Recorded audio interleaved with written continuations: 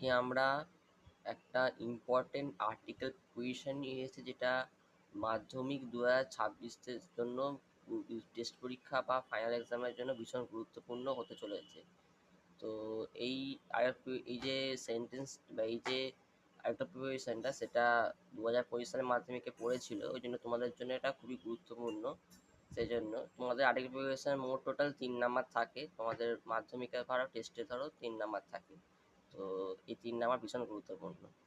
তো দেখা যাক এই আর্টিকেল প্রিপারেশনটাকে আমরা সলভ করবো আজকে। তো লেখা আছে লাস্ট ইয়ার, মানে গত বছর, উই ভিজিটেড হরিদ্বার, আমরা হরিদ্বার গেছিলাম ড্যাশ সামার। সবসময় মনে রাখবে কোনো নির্দিষ্ট মান্থ বা কোনো নির্দিষ্ট ঋতু বা কোনো নির্দিষ্ট, বলতে গেল কোনো নির্দিষ্ট বছরে, কোনো নির্দিষ্ট বছরে আমরা সবসময় প্রিপোজিশন ইন ব্যবহার করে থাকি। ঠিক আছে? বা তুমি এভাবে মনে রাখতে পারো যে আমরা হরিদ্বার গেছিলাম সামার চলাকালীন বা সামারের মধ্যে, মধ্যে মানে ইন হয়। ঠিক আছে? তো এখানটা কি বসাবো? আমরা এখানটা ইন বসাবো। ঠিক আছে? In summer we stayed in a hotel dash river. তো আমরা থেকেছিলাম একটা হোটেলে, যেটা হচ্ছে যে হোটেলটা কোথায় ছিল, রিভারের মধ্যেও থাকতে হবে না, রিভারের ওপরও থাকতে হবে। এটা একটা ইরিলিভেন্ট। কথা থাকবে রিভারের পাশে। পাশে মানে কি? পাশে মানে হচ্ছে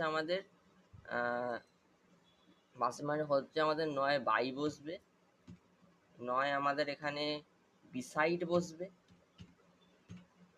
আর নয় এখানে আমাদের অ্যালং বসবে,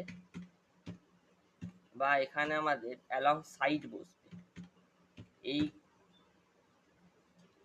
এই কটা প্রিপারেশন আমরা এখানে ব্যবহার করব। এখানে অনেকগুলো অপশানই হতে পারে এখানে, ওই জন্য বলছি। ঠিক আছে?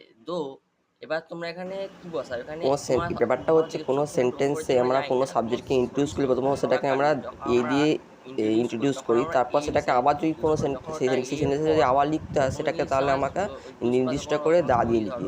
এখানে দেখতে পাচ্ছি যে we stay in a hotel আছে, সেজন্য এখানে এটাকে আবার হোটেলটাকে ইন্ট্রোডিউস করার জন্য আমি এটাকে সার্টেন করে দা দিয়ে লিখছি। ঠিক আছে? এটা বেশিরভাগ ক্ষেত্রে সয়ের এখানে দেখা যায়। তাহলে এটা আমাদের এখানে কি হবে?